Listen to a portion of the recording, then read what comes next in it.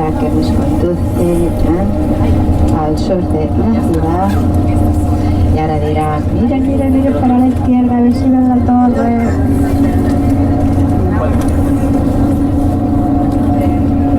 Ya se despertaron todos. Están mirando a ver si ven la torre. No me la confundan con los postes esos que hay de la luz. Que puede aparecer. Al final, ¿verdad? Coronando estos 2 días de viaje, ¿verdad? Finalmente, una media hora, más o menos, y todo fue bien, porque de momento, mirando por Google Maps, no viene ninguna retención para la entrada en París. No viene ninguna, con lo cual, en media hora aproximadamente estaremos en el hotel. Así que bien, porque así tienen tiempo. Fíjense que hay una excelente temperatura, hay 26 grados centígrados. Esa temperatura en París, en esta época del año, en octubre, eso es un lujo para ustedes, bueno, para ustedes, para nosotros. Este año ha tenido en París un largo verano, ha habido temperaturas muy altas y durante mucho tiempo. Y según marca aquí el autobús, 26 grados, así que van a tener una noche bonita para pasear, ese primer contacto también con la ciudad de París. Pero quiero decirles algo, todos cuando preparan el viaje se reúnen con sus amigos, con su familia, siempre pues hacen comentarios, dicen me voy a Europa, y a continuación siempre dicen me voy a París, voy a París. ¿Por qué París les atrae tanto a ustedes, verdad? ¿Por qué? La ciudad de la luz, la ciudad de la moda, la ciudad de tantas y tantas cosas es París, ¿no? Sí, es cierto. Francia, les comentaba, es el país más turístico del mundo y París es una ciudad muy, muy visitada. Es una ciudad espléndida, maravillosa en todos los sentidos, pero principalmente arquitectónicamente. Esos reyes, ¿verdad? Esos presidentes del país, que prácticamente todos ellos han dejado su impronta, sus huellas. Es una ciudad magnífica que conjuga arquitectura de diferentes siglos. Pero claro, hay una cuestión, y es que nosotros venimos 2 días de viaje y todos vienen con esa idea del glamour, de la elegancia de París. Y nos olvidamos de algo que es fundamental y de pronto a ustedes, como a cualquier turista, le va a impactar.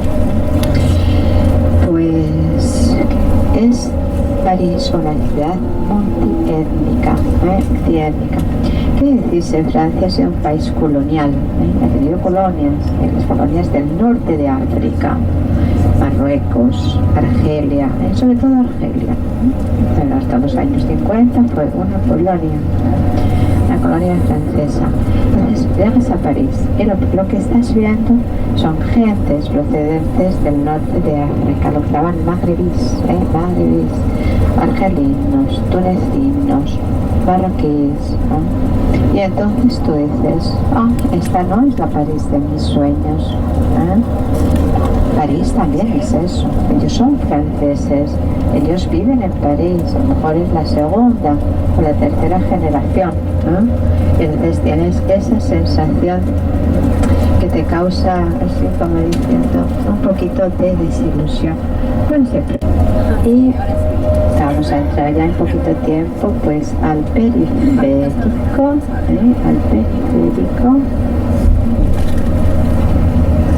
Puerta de Orleans. Les recuerdo que tú dices en París que estás en el Hotel Ibis y es como si no dijeses nada, porque hay muchos Ibis. ¿Qué es lo que define al Hotel Ibis? La segunda palabra, en este caso Porte d'Orléans, Puerta de Orleans, Ibis, Puerta de Orleans, ¿de acuerdo? Entonces, ¿qué metro tienen ustedes más próximo al hotel? es la línea 4, la línea 4, que entrada en Puerta de Orleans, ¿no? A partir de ahí, señores, dependiendo de ustedes donde quieran ir, ahí tienen que hacer las condiciones que ustedes consideren. Ahora,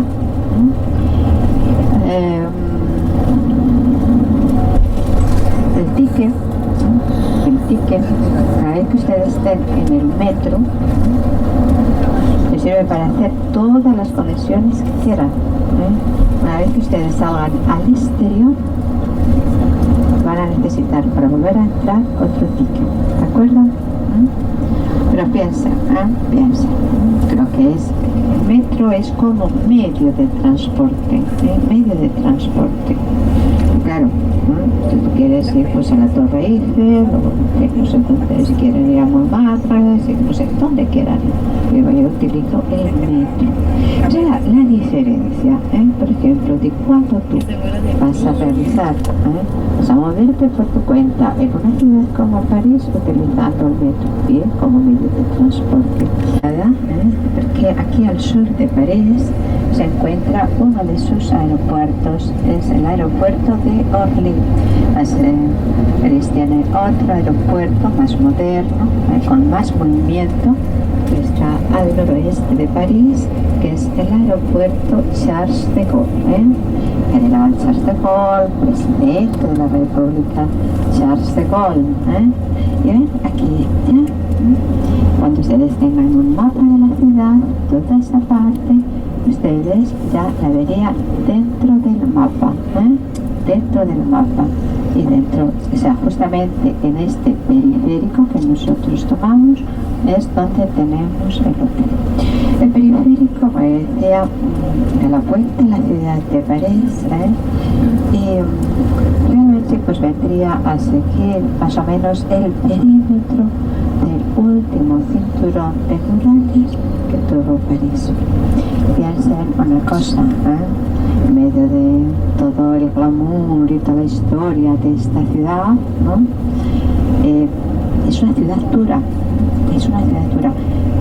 muy turística, sí, y el parisino tampoco se caracteriza por su buen talante, por ser muy acogedor al turista, También depende con las personas que tú des, pero por lo general, no es, hay otras partes de Francia que sus habitantes son más amables, ¿no? Pero bueno, el parisino es bastante, pues, de la gran ciudad, de la capital, bastante orgulloso.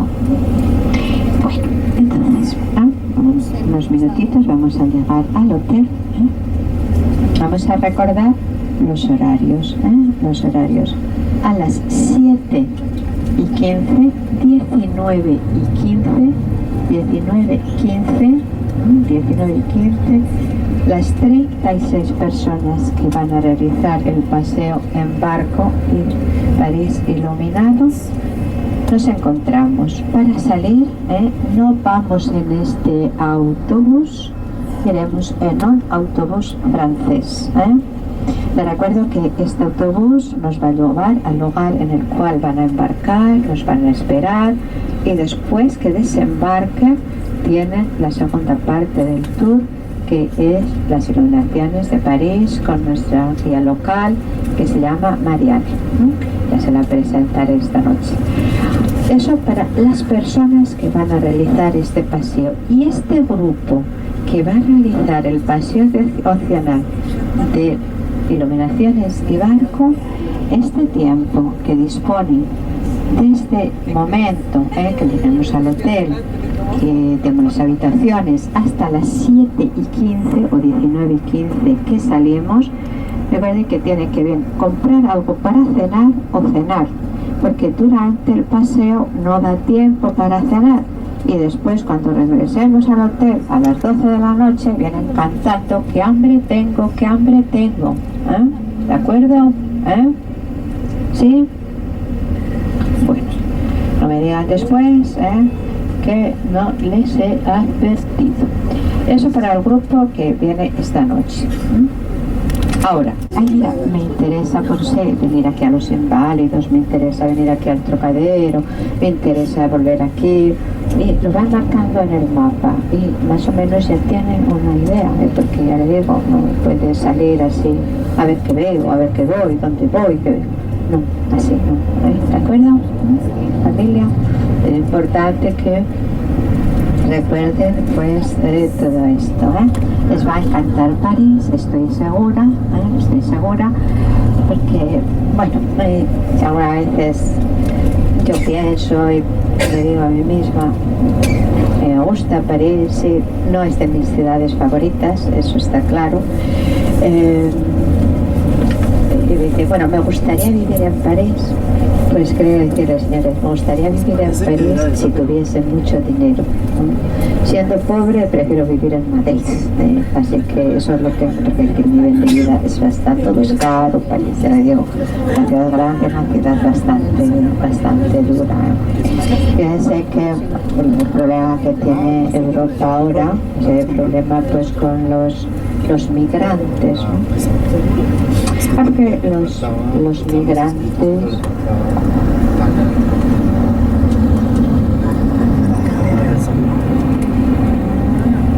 con los migrantes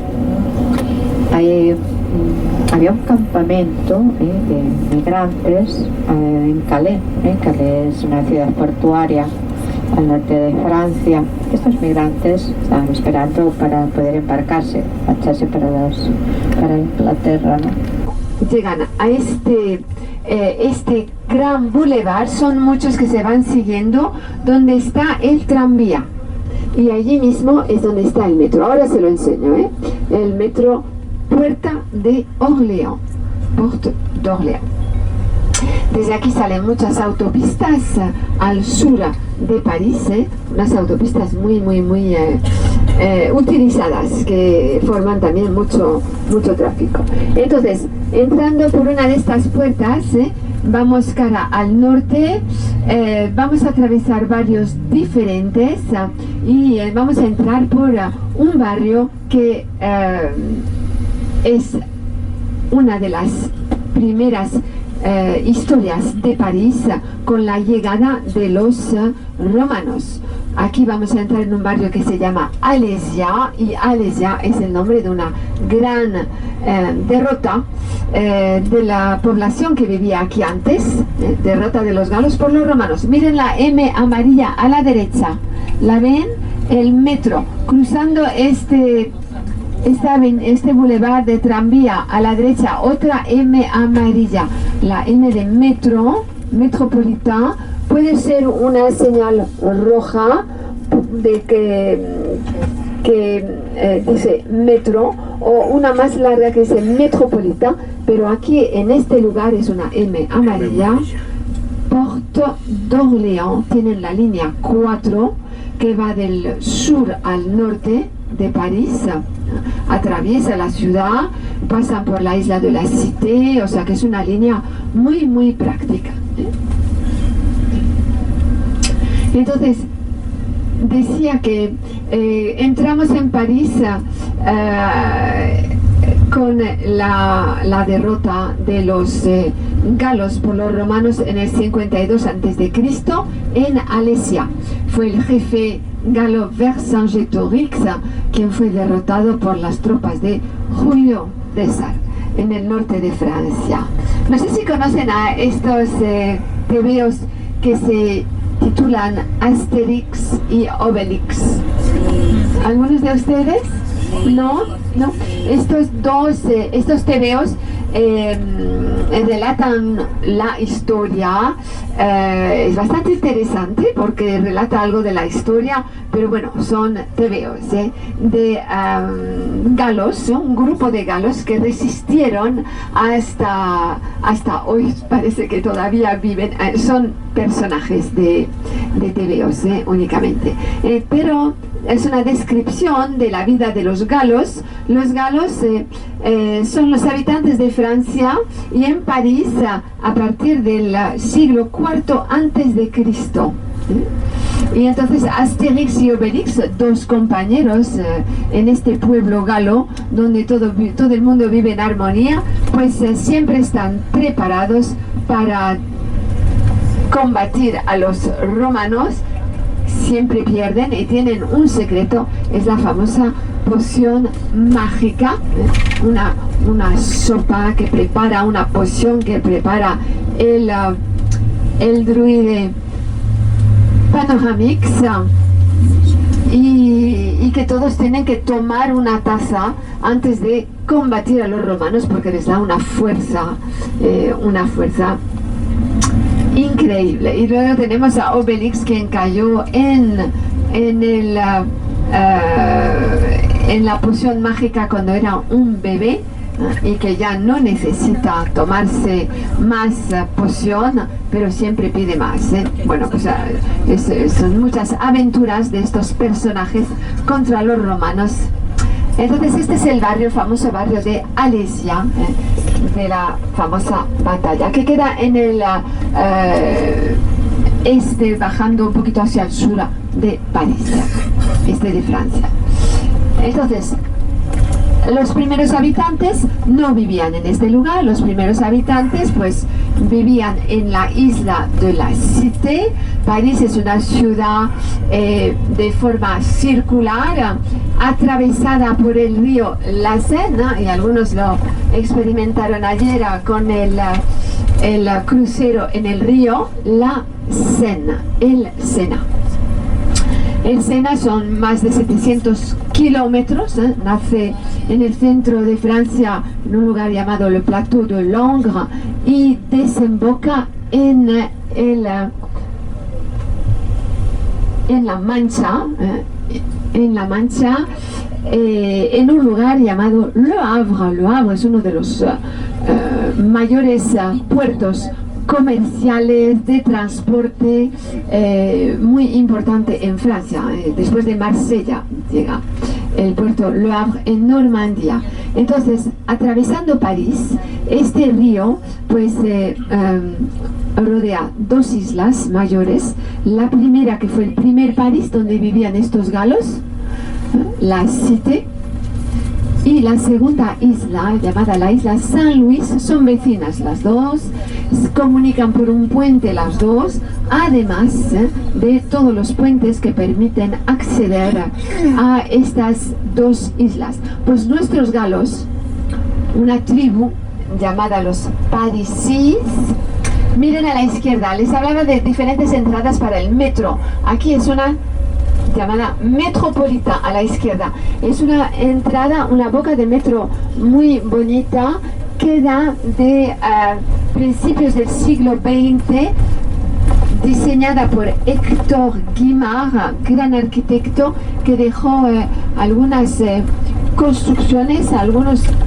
edificios diseñados por Héctor Guimard, y estas bocas de metro que contamos 80. Y la M amarilla aquí a la izquierda. Ven, ya conocen estas dos entradas. Entonces, nuestros galos, una tribu llamada los Parisis, que se instalaron en la isla de la Cité 4 siglos antes de Cristo. 4 siglos antes de Cristo, y entonces van a vivir construcciones de madera, todavía no construían en piedra. Van a tener sus dioses, dioses paganos, no hablamos de todavía, claro, de cristianismo. Será un poquito más tarde, para París, no antes del siglo IV. Aquí estamos en Denfert. Miren qué león. Este león muy orgulloso, pues recuerda la defensa nacional. Eso pone en el pedestal. 1870-71, defensa contra los prusos, que nos derrotaron en el 71. Y acabamos de pasar ahora, pues hemos recorrido 1 kilómetro desde que entramos en París, porque esta es la plaza d'Enfer-Rochereau, que era el límite de París antes de que Napoleón III añadiese todos estos pueblecitos que llamamos la pequeña corona, que formaban una corona alrededor de París en 1860. 1860. En ese lugar están lo que llamamos las catacumbas, y en ese lugar también está una de las pocas barreras económicas que nos quedan en París, barreras económicas que son para trabajar. el lugar donde había que pagar impuestos para toda mercancía que entraba en la ciudad. Así como nosotros hemos entrado ahora, si tuviésemos mercancía, si fuésemos productores o comerciantes, pues entonces hubiésemos tenido que pagar unos impuestos. Eso fue en el siglo XVIII que hemos delimitado París con esa barrera económica. Y veremos probablemente un poquito más tarde otro límite de París anterior, que es lo que llamamos la línea de metro 6 y 12, 2 y 6, que forman también un círculo en París. Límites anteriores. A nuestra derecha, no lo vamos a ver bien, pero se los indico, está el observatorio creado en el siglo XVII bajo el rey Luis XIV.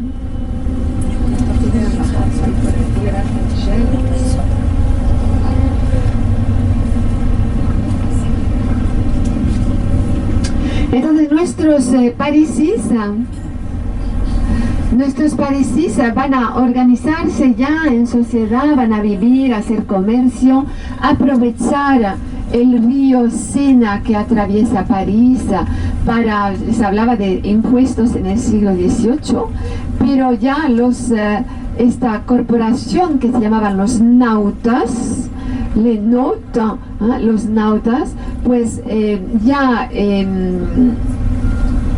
taxaban, ya hacían pagar impuestos a los barcos y los que descargaban mercancías en París, a los barcos que cruzaban la ciudad a lo largo de la cité, de la isla.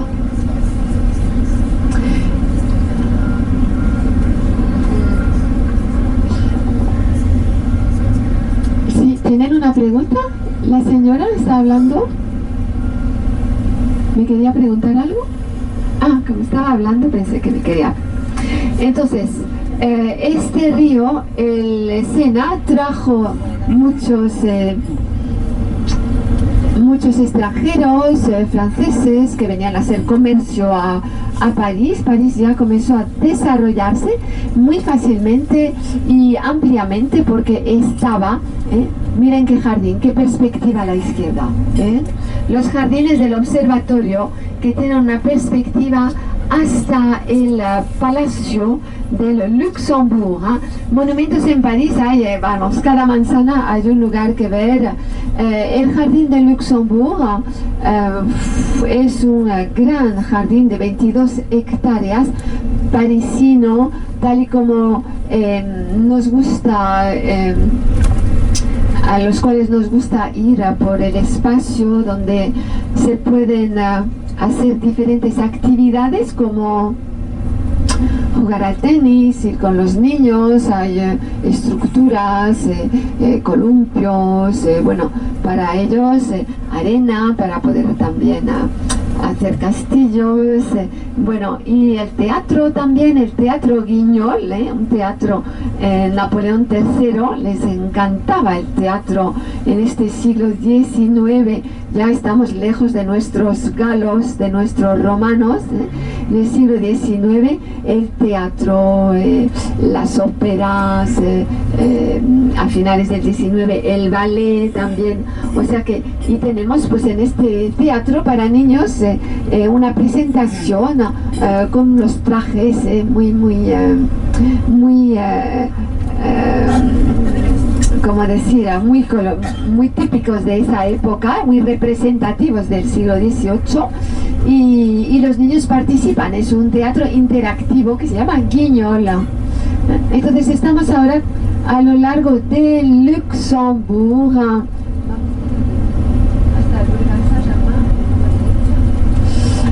Y volvemos.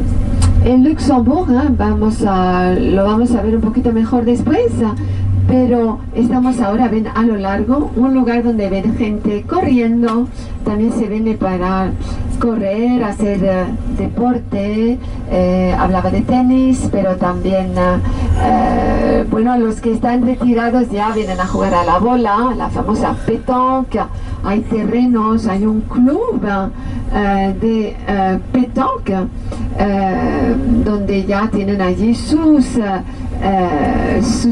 equipo y solo pueden dejar allí las bolas, todo el material para jugar, se encuentran, pero ven también a esta gente correr y también hay deportes, ejercicios, deportes asiáticos como el tai chi, kong y otros. Es un lugar muy apreciado de los parisinos y también muy conocido en el mundo. Decía 22 hectáreas, pero también el palacio, pero luego ahora ya rápidamente volvemos a este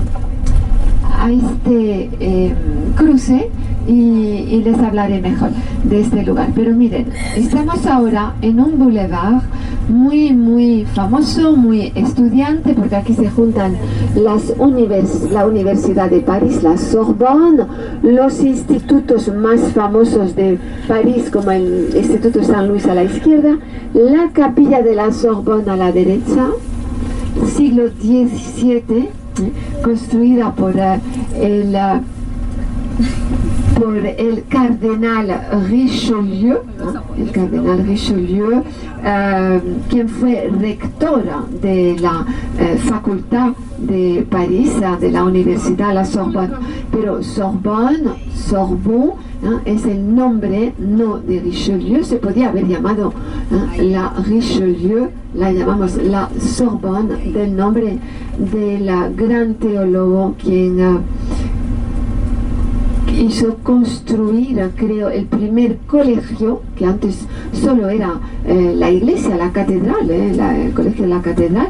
Entonces va a haber colegios fuera de las iglesias, van a ser la mayoría pues congregaciones religiosas que las van a financiar, y aquí en esta ribera que llamamos el barrio latino, pues porque era latina, el idioma oficial, el idioma de enseñanza, el idioma de la iglesia, pues en el barrio latino se juntaban muchísimos colegios, los jesuitas, los jansenistas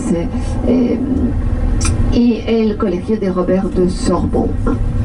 O sea que Sorbonne le dejó su nombre a la Universidad de París, que veremos luego el edificio no es tan no era tan grande como es ahora, porque en el siglo XIX vamos a modernizar París. Vean a la derecha y a la izquierda estos edificios con los balcones infinitos, diferentes los unos de los otros, en la decoración, no en los materiales. Utilizan piedra, utilizan vigas de hierro, no madera, va a ser diferente. Los galos construían con madera. Las residencias económicas eran construidas con madera. A partir de los romanos vamos a construir con piedra. Van a construir en el barrio latino los romanos una ciudad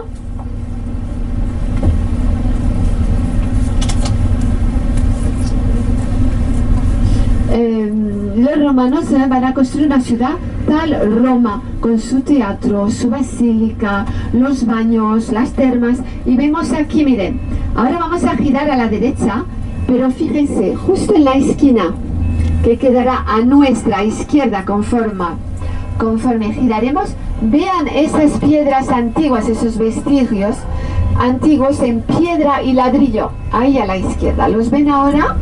Pues son antiguas salas de las termas de París, construidas por los romanos en el siglo I antes de Cristo, y eso es París. O sea que hemos hablado de París ampliado en el siglo XIX. Robert de Sorbonne, aquí tenemos a la Sorbonne a la derecha, la entrada principal en esta calle llamada la calle de los colegios. Era el barrio de los colegios, el barrio de enseñanza, el barrio, decimos que pensamos con la ribera izquierda, pensamos, es nuestro cerebro de la concentración todavía hoy de colegios, institutos, colegios superiores, de la Universidad La Sorbonne. Vamos a subir ahora esta calle Santiago, dedicada a la peregrinación a Santiago de Compostela, hoy San Jacques, y estamos ahora, vean, qué bloque, la facultad, la Sorbonne, facultades hay varias, de Derecho, de Medicina, pero la universidad, la primera, es esta. Todavía quedan algunas piedras, algunos muros de la primera de Sorbonne. A la izquierda otro instituto, el de Luis el Grande, que celebró el 450 aniversario hace un par de años, 450 años. Todavía tienen el patio, eran conventos, eran dirigidos, claro, por religiosos. Hemos alcanzado ahora la montaña dedicada a nuestra santa patrona Genoveva.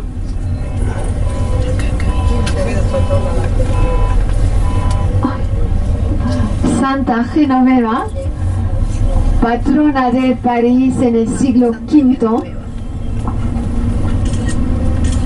Y aquí pues el Panteón, el Panteón de Francia, aquí mismo donde fue enterrada la Santa Genoveva, donde fue enterrado nuestro rey Clovis, uno de los primeros reyes de Francia.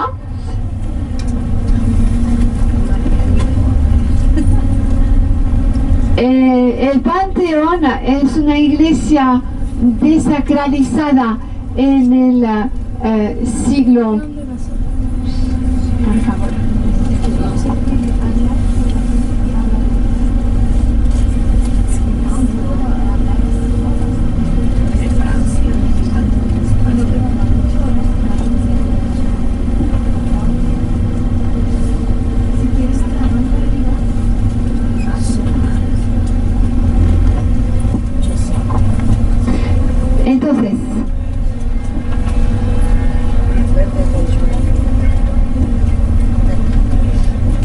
Entonces les decía que el panteón que tenemos a nuestra izquierda es el panteón, el templo dedicado a los grandes hombres, así lo marca en la frente, el templo dedicado a los grandes hombres que la patria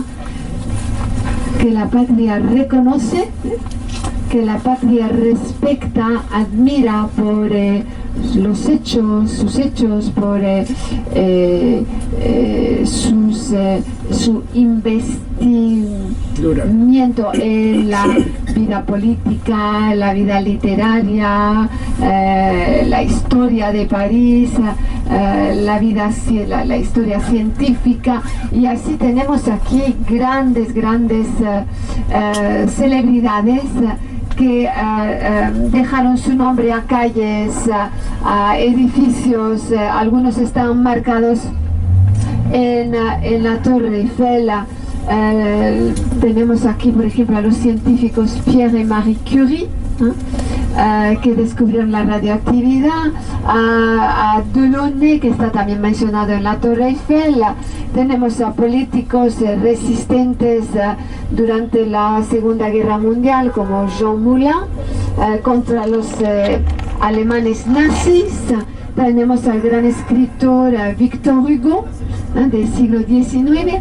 A la derecha la iglesia San Esteban del Monte, donde está enterrada la santa patrona de París.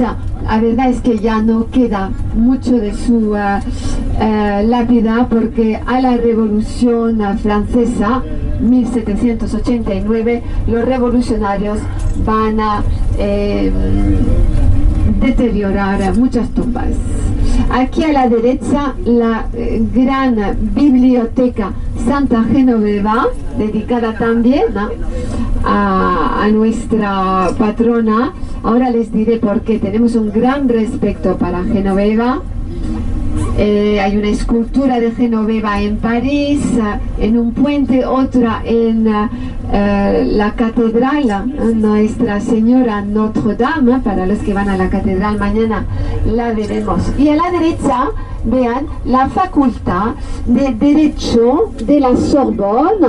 A la izquierda, simétrico, otro edificio idéntico, pero una administración, no es un lugar de educación.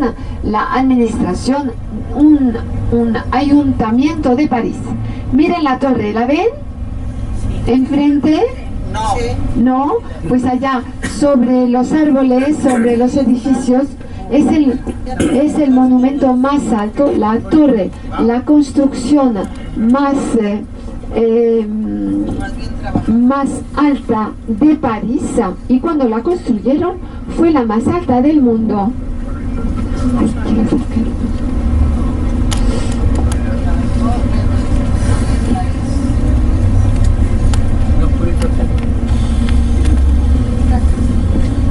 Entonces, la Torre Eiffel, vemos la tercera planta, ya rápidamente se va a desvanecer porque no la vamos a ver. Hasta que nos acerquemos, tenemos una parada prevista en la torre. Entonces, dejamos el Panteón detrás. Hablaba de Victor Hugo, la novela Notre-Dame de Paris, Los Miserables. Victor Hugo gran escritor del siglo XIX, va a describir, relatar en sus novelas la vida de París. Es también una descripción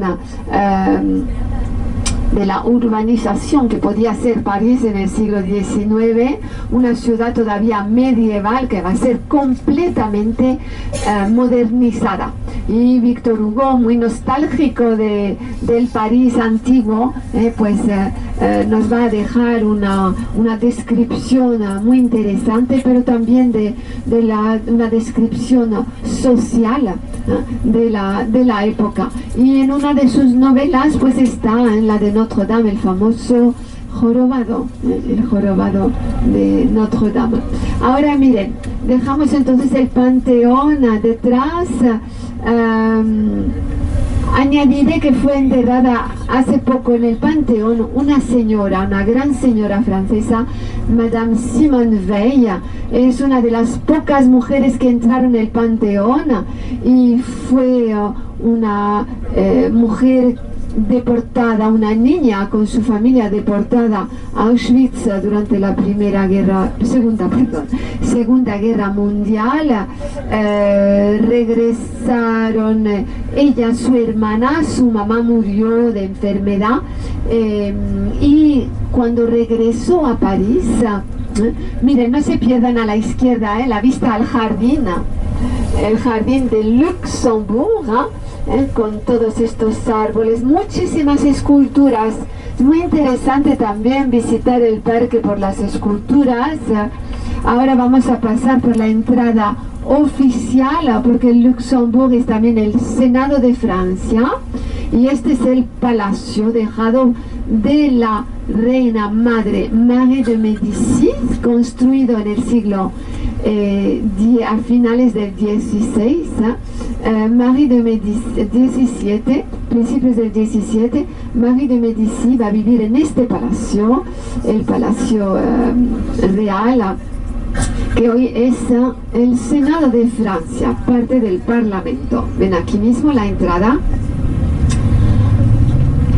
una de las entradas oficiales del palacio.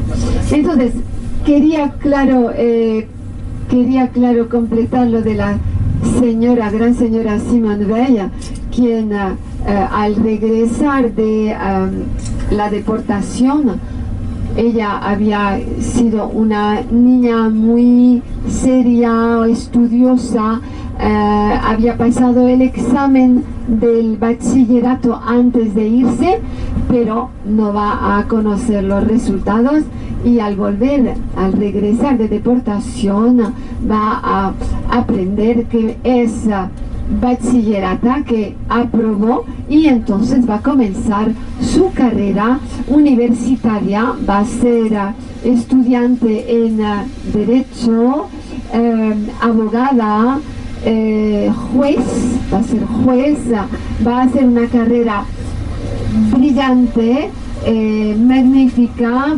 política, luego va a ser diputada europea, ministra de Francia, y ella va a ser quien va a luchar para establecer el aborto, que el aborto sea legalizado en Francia para proteger a las mujeres. Entonces, Simone Weil, quien fue enterrada, y de hecho su esposo pudo ser enterrado a su lado en el Panteón en el mes de julio pasado. El Luxembourg también es un lugar donde tenemos exposiciones debido a este edificio que queda de otro convento. Había muchísimos conventos, abadías, y ya estamos entrando casi en el barrio de Saint-Germain-des-Prés, gran abadía benedictina en el siglo XII. Entonces, sí, de un convento del Luxembourg hemos hecho un museo. Ya Napoleón III había dedicado ese lugar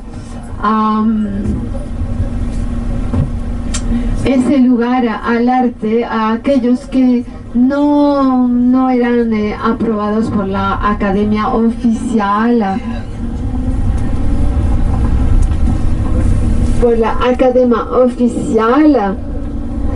y les ofrecía ese lugar de exposición, el pequeño Luxembourg, que hoy tiene exposiciones de todo tipo, temporales. Aquí a la derecha, la gran iglesia Saint-Sulpice. Saint-Sulpice es la típica arquitectura de las iglesias del siglo XVII. No por el tamaño, pero por la sencillez de la decoración, las entradas amplias. No es una iglesia recogida, decorada como puede ser en el Renacimiento. Hemos dejado detrás San Esteban del Monte, y Saint-Sulpice tiene unas obras, como fue comenzada en el 17 pero acabada en el 19 solamente. Al final cuenta pues obras, decoraciones por artistas del 19, y tenemos unas pinturas de el famoso Eugène Delacroix, gran pintor francés del 19.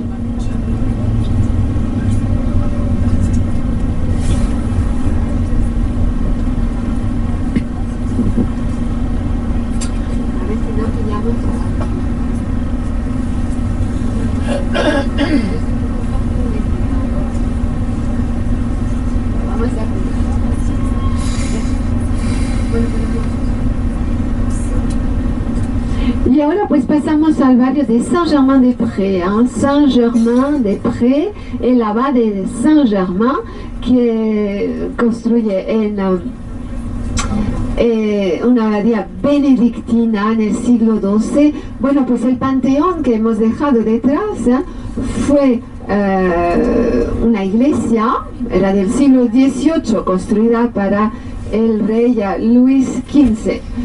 Pero esto para decirles que fue desacralizada la iglesia a la Revolución Francesa, y la abadía benedictina, como la iglesia en Francia, a la Revolución Francesa fue desacralizada.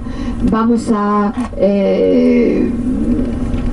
utilizar las iglesias como templos dedicados a la razón, donde se reúnen para cantar sobre el altar. O sea que hay una revolución contra el poder absoluto, y en Francia la iglesia tenía su poder. Había dos poderes, el poder civil y el poder religioso. Entonces va a haber una revolución contra este poder también, y es bajo Napoleón I que la iglesia va a ser sacralizada de nuevo en Francia, pero no todas.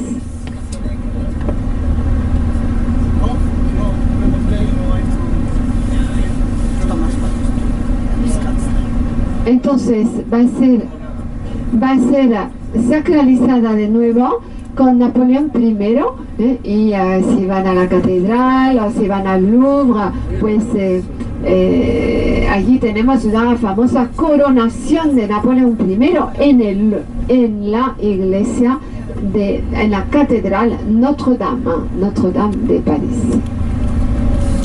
Este barrio de Saint-Germain-des-Prés ya queda poco de la gran abadía, pero ahora vieron conforme vamos avanzando en esta calle muchos comercios.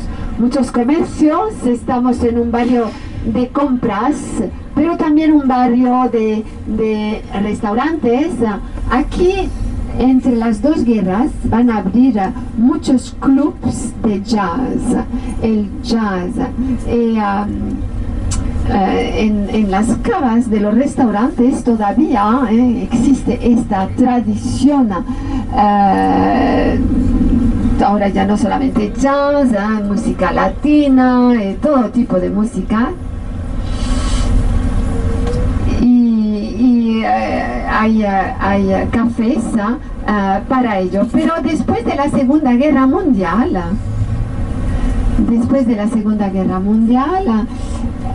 vamos a conocer aquí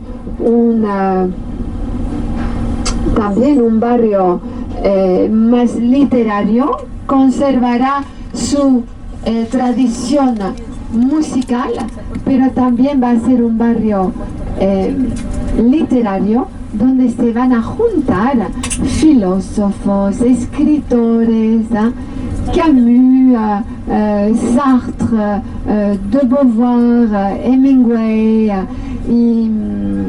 y tenemos unos cafés que llamamos cafés literarios, donde firman,